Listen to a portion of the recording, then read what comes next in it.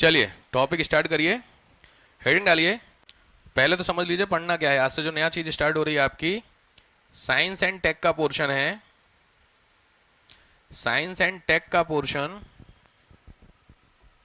Science और take, ठीक है, विज्ञान और तकनीकी, ये इसका portion which is called GS paper 3, इसका करंट अफेयर, ठीक है। साइंस टेक का जो करंट अफेयर होता है वो आपके सिलेबस का मान के चलिए करीब 60 to 70% जो आपके एग्जाम में क्वेश्चंस आते हैं वो करंट अफेयर से ही आते हैं। करंट अफेयर दो होता है, एक करंट अफेयर होता है डायनेमिक बोलते हैं, एक करंट अफेयर बोलते हैं स्टैटिक। डिफरेंस समझते हैं?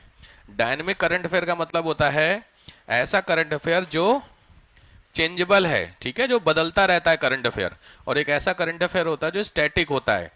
समझिए, करंट अफेयर दो होते हैं। जो बदलता रहता है वो कौन सा होता है? बदलता वाला रेगुलर जो करंट अफेयर होगा ना, आज यहाँ के पीएम बदले, आज ये हुआ वो हुआ करके। और जो नॉन चेंजेबल होता है वो तुम्हारा कौन सा होता है? स्टैटिक वाला पोर्शन होता है। तो ये जो करंट अफेयर आपका रेगुलर वाला है, इसके लिए आपको मंथली मैगजीन मिल रही होगी, ठीक है। ये जो स्टैटिक वाला करंट अफेयर है इसकी क्लास स्टार्ट हो रही है। डिफरेंस समझ रहे हो? तो लॉजिक हुआ कि जो स्टैटिक होता है इसमें हिस्ट्री, ज्योग्राफी, पॉलिटी, इकोनॉमी और साइंस, ये पांच आपके क्या होते हैं? स्टैटिक करंट अफेयर बोले जाते हैं। ठीक है साहब, हिसाब समझ लो। तो ये स्टार्ट करेंगे, आराम से चलेगा 2-2.5-3 महीना, कोई हड़बड़ी नहीं है, वीकेंड पे, ठीक है। तो ये ध्यान से आपको कवर करना होगा इसका पोर्शन। मैंने अब इसमें पॉइंट आता है साइंस एंड टेक का कितना है, तो साइंस टेक के दोनों करंट अफेयर हो गए मोटा मोटी। तो ये जो स्टैटिक वाला करंट अफेयर है कितने परसेंट हो गया? 70%। तो केवल 30% वाला ही कैसा रहेगा तुम्हारा? Regular current affair. Science, basic science जो जानते हो तुम लोग, अरे वही यार, फिजिक्स केमिस्ट्री वाला 20%, 30%। बाकी ये वो है, ठीक है। जैसे रोबोटिक्स क्या है, एआई क्या है, नहीं आजकल होता, एआई क्या है वो इंपॉर्टेंट नहीं है। एआई को इंप्लीमेंट करते समय क्या क्या दिक्कतें हो सकती हैं, जैसे आजकल वो चल रहा है, वो फेक क्या वर्ड है, डी फेक वीडियो आजकल चल रहे हैं काफी ज्यादा, वो वाले पोर्शन में, ठीक है। तो वो करंट अफेयर का होगा, रिसेंटली क्या खतरे हैं, क्या कैसे हैं, समझ गए? तो ये पोर्शन को कवर करना है, समझ में आया? तो ऐसे एक एक करके सारे टॉपिक को देखेंगे हम लोग। नोट कर लीजिए, पता होना चाहिए करना क्या है, पहली चीज। दूसरी चीज, जीएस पेपर 3 में साइंस टेक करीब 120 मार्क्स की आती है अप्रॉक्स। इस 120 मार्क्स में से करीब 30 नंबर की आती है और करीब 90 मार्क्स की, ये डिफरेंस होता है। ये हो गया आपका बेसिक और ये होता है तुम्हारा करंट अफेयर। तो 90 मार्क्स का करंट अफेयर की जो वीडियो है, मतलब जो टॉपिक है, वो स्टार्ट होने जा रहे हैं आपके आज से। तो आपको बहुत क्लियर होना चाहिए कि साहब पढ़ना क्या है। नोट करते चलिए।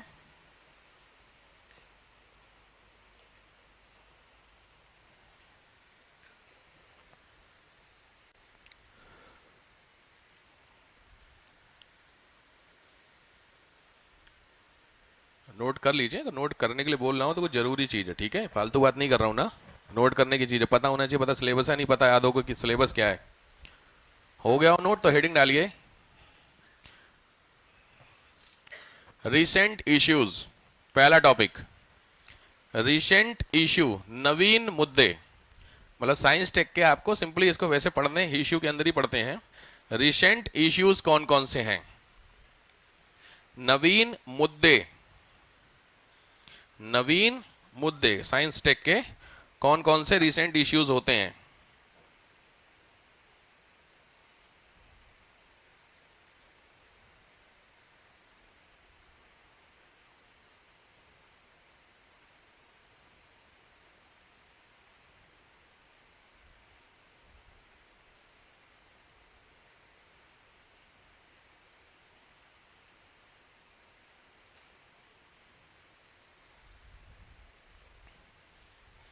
पहला टॉपिक रिसेंट इश्यूज में कवर करते हैं। पहला टॉपिक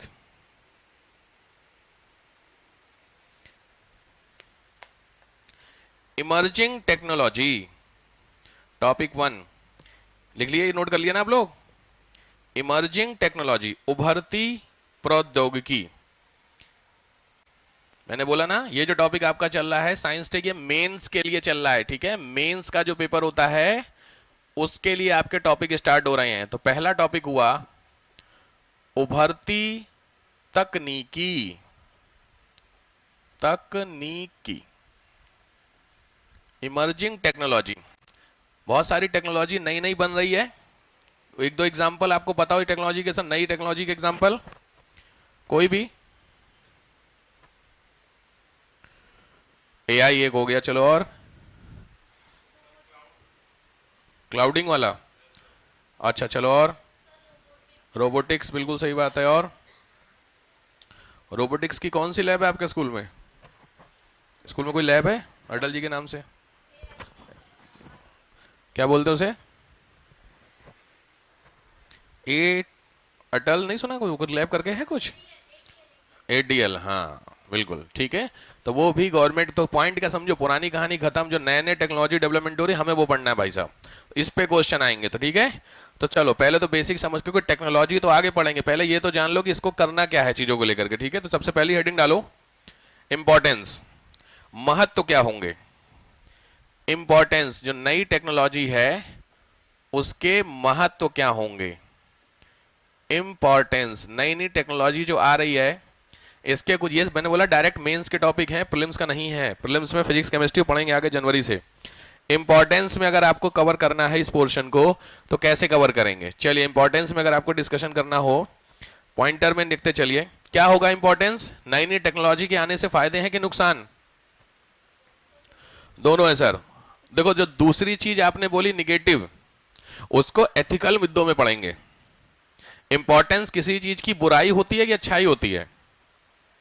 अगर आपसे पूछे किसी चीज का महत्व बताइए, इंपॉर्टेंस बताइए, तो आप उसकी बुराई बताएंगे? कॉमन है ना यार, तो हमेशा थोड़ा सा समझिए। मेंस में अगर इंपॉर्टेंस लिखने आया तुमने बुराई लिख मारी, हद हो गई यार, बुराई अच्छाई थोड़ी है। इंपॉर्टेंस का मतलब हुआ उसका महत्व क्या है, क्या उसके रहने से कुछ फायदा है। तो अगर जो आप निगेटिव वाली बात कर रहे हैं उसको किस में कवर होगा, एथिकल इश्यूज में, ठीक है। वो नैतिक मुद्दे करके मोरल इश्यूज बोलते हैं, ठीक है। तो नई नई टेक्नोलॉजी के आने से कुछ फायदा है या नुकसान, तो सही बात है सर, इंपॉर्टेंस में आएंगे तो फायदे हैं। अब फायदे कौन से हैं वो डिस्कशन होनी है, मुझे बताइए कम से कम 3 फायदे नई टेक्नोलॉजी के आने से। जैसे रोबोट पोबोट आजकल आ गया है ना आपके घरों में भी सब सिस्टम, तो उसके आने से क्या फायदा है? एफिशिएंसी बढ़ जाती है, इंक्रीज हो जाती है, डन। कॉस्टिंग लो हो जाती है, ये सही बात है, समझते चल रहे हैं। कॉस्टिंग मतलब पैसा जो लगता है वो कम हो जाता है, ठीक बात है। टाइम कंज्यूमिंग बिल्कुल कम हो जाता है आपका, बिल्कुल ठीक बात है। और बिल्कुल सही बात है, प्रोडक्शन जो होता है वो बड़े स्केल पे कर देंगे, मशीन करेगी तो बड़ा प्रोड्यूस करेगी, ठीक बात है। और कुछ, इकोनॉमी ग्रो कर जाती है, प्रोडक्शन बढ़ेगा तो ऑटोमेटिकली ग्रो करेगी, ठीक बात है। चलो और ये हुई बेसिक बातें। अब आइए आईएएस पीसीएस की तरह सोचना। ये सारी बातें थे कॉमन की तरह आपने सोच के, हर एक बंदे के बाद पता है ना। अब सिविल सर्विसेज वाले से अगर क्वेश्चन बनेंगे आईएएस में या पीसीएस में, तो आंसर क्या होगा उस लिखने के पॉइंट ऑफ व्यू से, दिमाग लगाइए। पहली सोच आपने बताई, ये सोच जो आपने बताई आपको लगभग सब लोग बता देंगे, नहीं सर ये होगा ये होगा। सिविल्स के हिसाब से बताइए, लिखने वाली बात ये भी आप लिख सकते हैं, ये भी बात दिक्कत नहीं है, बट सिविल्स के हिसाब से सोचो कि सर ये हो सकता है।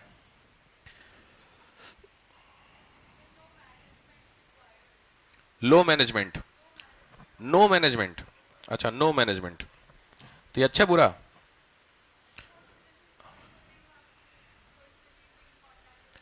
नहीं दैट्स ओके, बट यार पॉइंटर, अगर आप मैनेजमेंट की नीड नहीं पड़ेगी, इट क्लियर मींस कि आप जॉब को खत्म कर रहे हैं ना।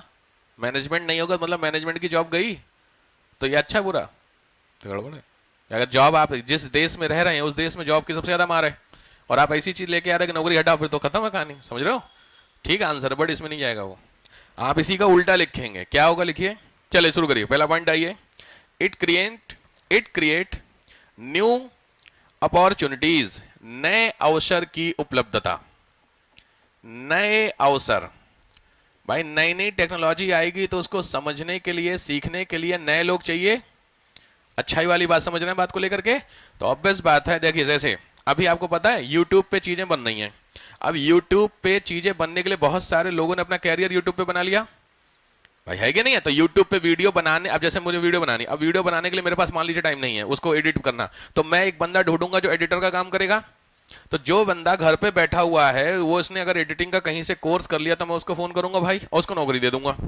आप समझ रहे हैं? तो उसको वीडियो एडिटिंग की जॉब मिल गई कि नहीं मिल गई? ये कहां से हुआ? जब यूट्यूब मार्केट में आया, टेक्नोलॉजी का, समझ रहे हो? तो ये एक, अब मान लो कल को ज्यादा लार्ज स्केल में जरूरत पड़ेगी तो वो अपने अंडर में 2 बंदे रखेगा। समझ रहे हो? तो ये क्या क्रिएट कर रहा है? जॉब का क्रिएशन होता है। तो लिखिए सबसे पहला पॉइंट, जॉब क्रिएशन। दूसरा, digital ecology. Digital ecology, digital पारितंत्र का विकास। डिजिटल पारितंत्र, इसका मैं आपको मतलब बताऊंगा क्या होता है। सिंपली भाषा में लिखिए, ब्रैकेट में चाहिए तो, डिजिटल एनवायरनमेंट, डिजिटल पर्यावरण, डिजिटल पर्यावरण का विकास। नेक्स्ट,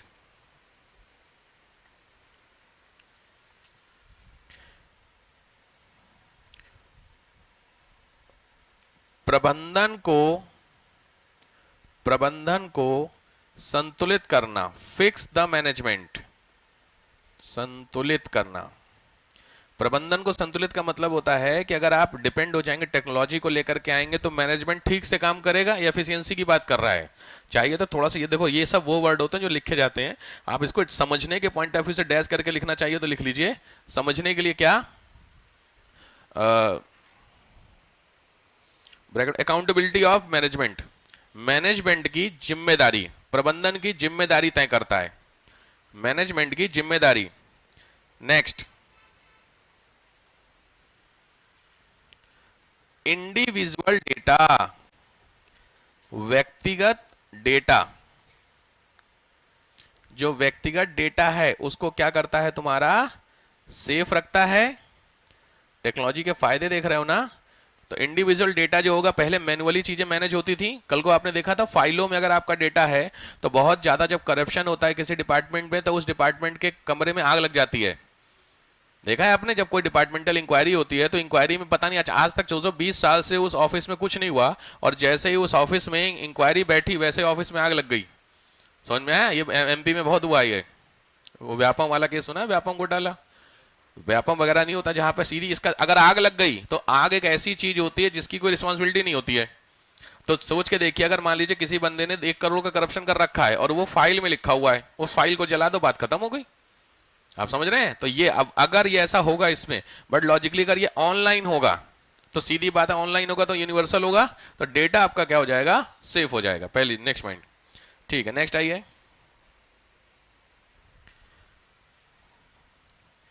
नियामक प्रबंधन, रेगुलेशन, रेगुलेशन मैनेजमेंट, नियामक प्रबंधन।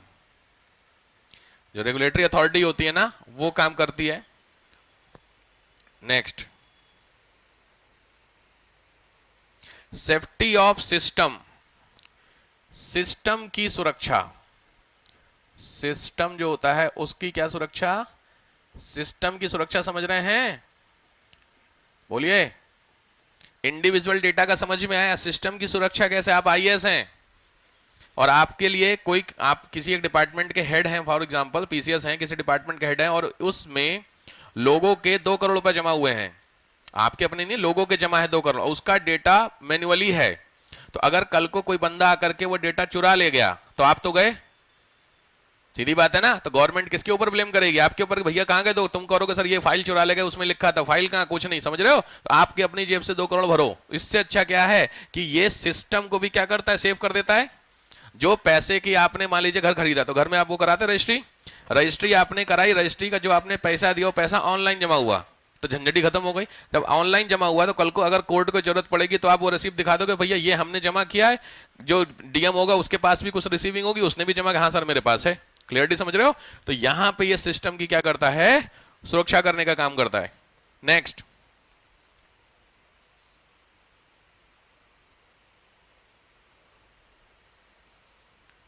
और ये कॉमन होता है, सतत विकास। सतत विकास समझते हैं क्या वर्ड है?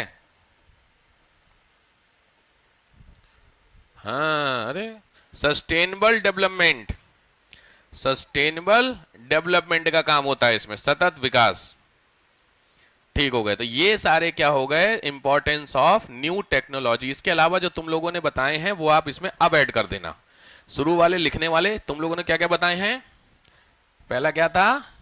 एफिशिएंसी ना, आई डोंट नो हिंदी में क्या बोलते हैं एफिशिएंसी को। दूसरा आपने बताया था सस्ता होता है ना, सही बात है। एफिशिएंसी को कुछ पता है? एफिशिएंसी को क्या बोलते हैं? काम करने की जो क्षमता होती है, क्षमता। लिखते चलिए लिखते चलिए। काम करने की क्षमता बढ़ जाती है, सस्ता हो जाता है, और भी शायद एक आध बताया था आप लोगों ने। टाइम कंज्यूमिंग होता है, समय का बचना, टाइम कम होता है। तो ये आपके 8 से 10 पॉइंट हुए। जनरली कोई भी टेक्नोलॉजी जब आप लेकर के आएंगे तो हर टेक्नोलॉजी में ये सारी चीजें तो होनी होनी है। ठीक बात है। इसमें किसी को कोई समस्या हो तो बताइए।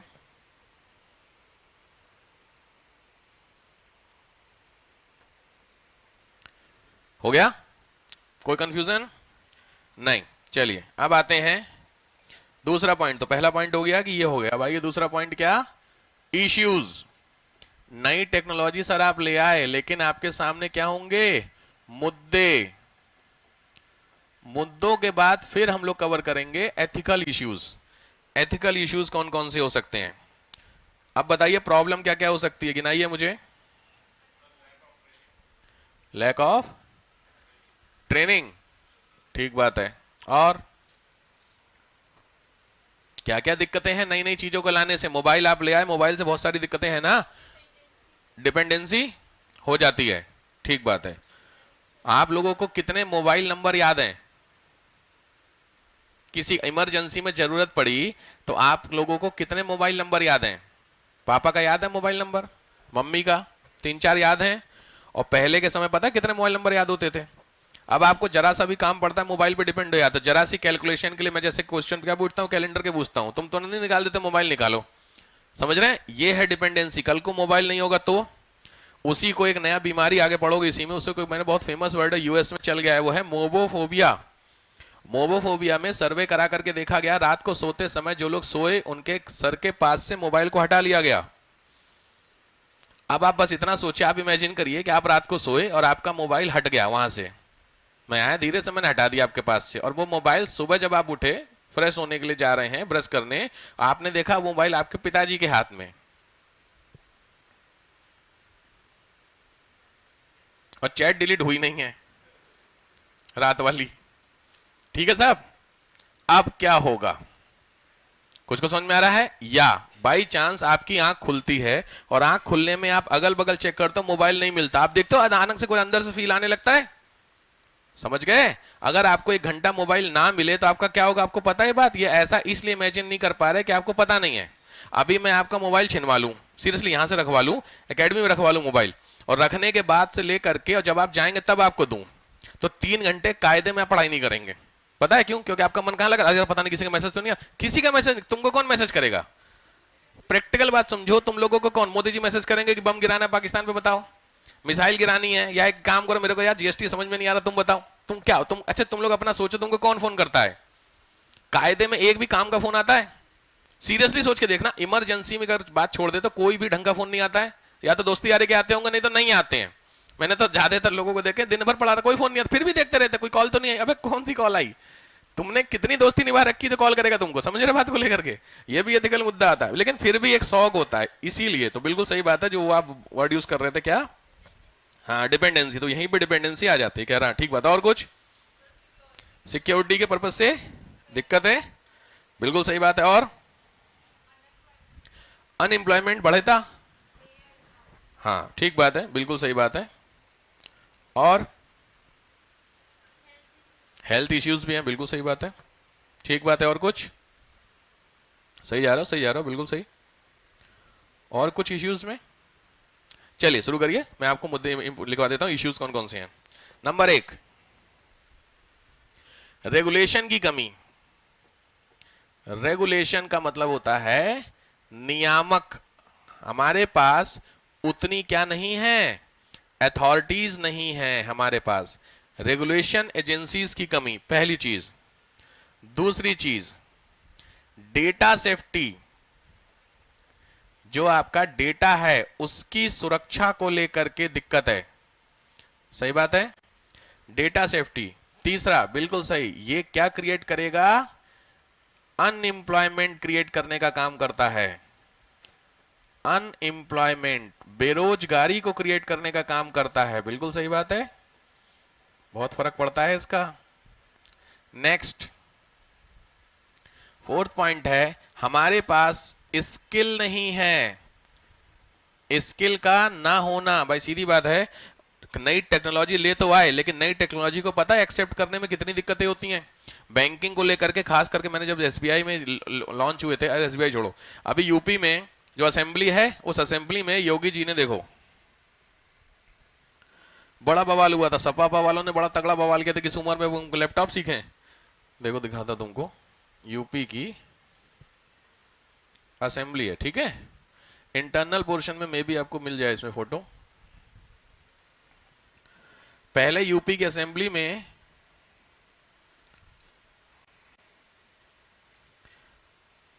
ये तो आई थिंक लंबी इमेज है, इसमें नहीं मिलेगा आपको।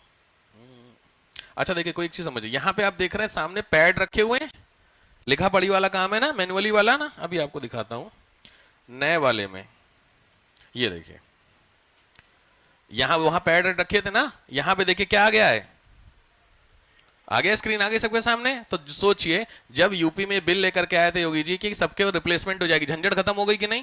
भाई लिखा पढ़ी वाला काम किस पे हो गया? मैनुअली खत्म। इस पे डिपेंड सबसे ज्यादा अपोज इसमें अपोजिशन ने किया था। क्यों पता है? सीधी बात, अब 80 साल में हम लैपटॉप सीखें।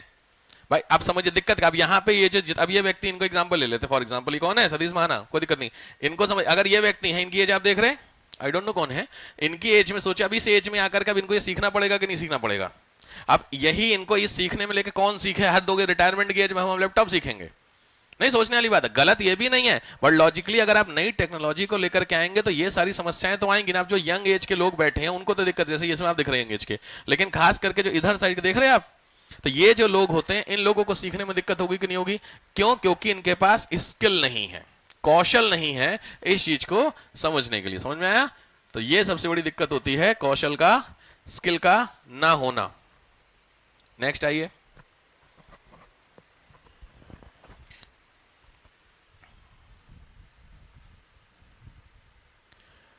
अचानक बदलती प्रवृत्ति, सडन चेंजेबल ट्रेंड।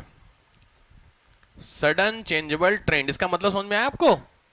मोबाइल आपने खरीदा होगा, 6 महीने बाद जाइए तो तुम्हारे मोबाइल का जो सॉफ्टवेयर है वो नहीं मिलेगा मार्केट में। नोटिस किए? अब ये कब हुआ? ऐसा नहीं होगा दुकान पे कभी गए हो, साल भर बाद अपने मोबाइल को लेकर के बनवाने जाओ, वो कहेगा अब ये नहीं आता मोबाइल। तुमको ये कब हो गया? पता चला वो है वो।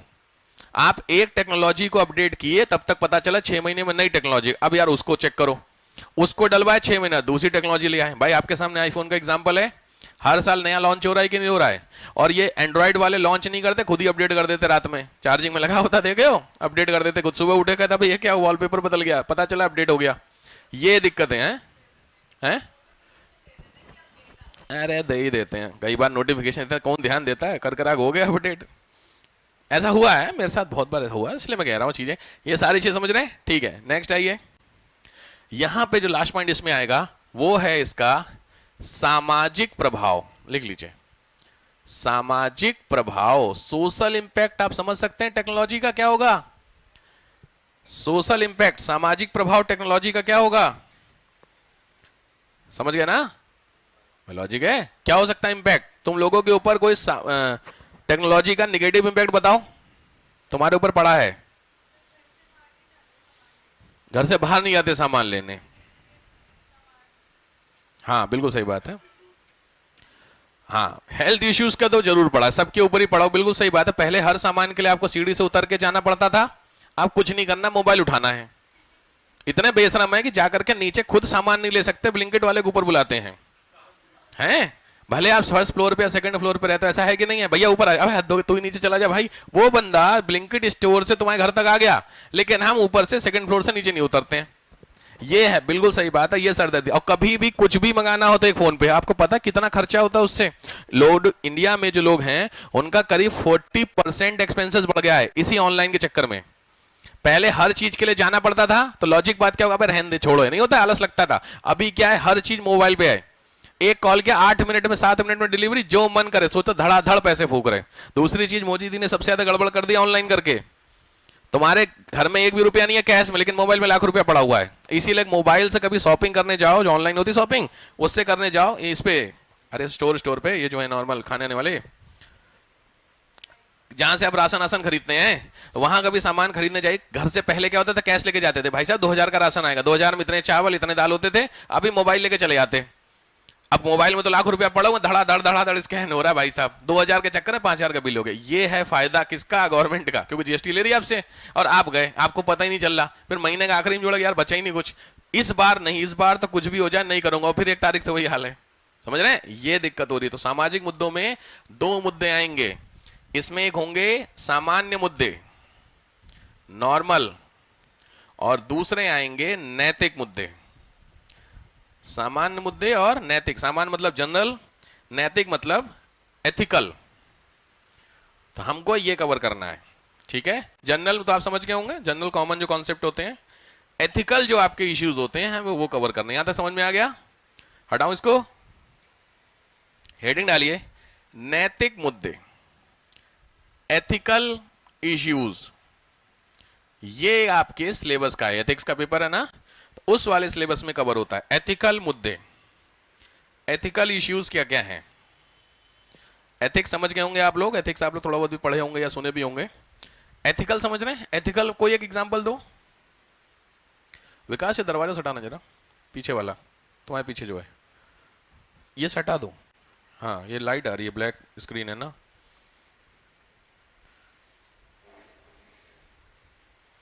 ब्लैक स्क्रीन की यही दिक्कत है यार, ये हर तरफ से लाइट बचाओ तब लाइट आती है इसमें। हाँ बोलो, एथिकल मुद्दे में कोई सा भी मुद्दा बताइए। नैतिक, यार नैतिक सबने पढ़ा होगा, नैतिक कौन कौन से मुद्दे हो सकते हैं? जैसे नैतिक मुद्दा है बच्चों के हाथ में मोबाइल देना, ठीक होता है गलत? गलत होता है, तो वो गलत जो है वो नैतिक मुद्दा हो गया। क्यों गलत होता है समझ रहे होंगे आप लोग? भाई बहुत सारी ऐसी चीजें जो एक पर्टिकुलर एज में सीखनी चाहिए वो अब जल्दी सीख जा रहे हैं, तो ये जो इश्यू है ये नैतिक मुद्दा कहलाता है। अब आया समझ में? अब गेस करो कौन सा हो सकता है एथिकल? बोलो बेटा, बताना तो पड़ेगा, शांत हो गए तो कुछ होना नहीं है, क्योंकि मैं तो सब बता ही दूंगा आपको, आपका खुद का दिमाग लगा के बताओ। बोलो।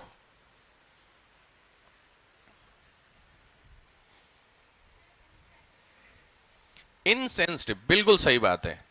इनसेंसिटिव, आप लोगों को गुस्सा जल्दी आने लग गया है कुछ की नहीं?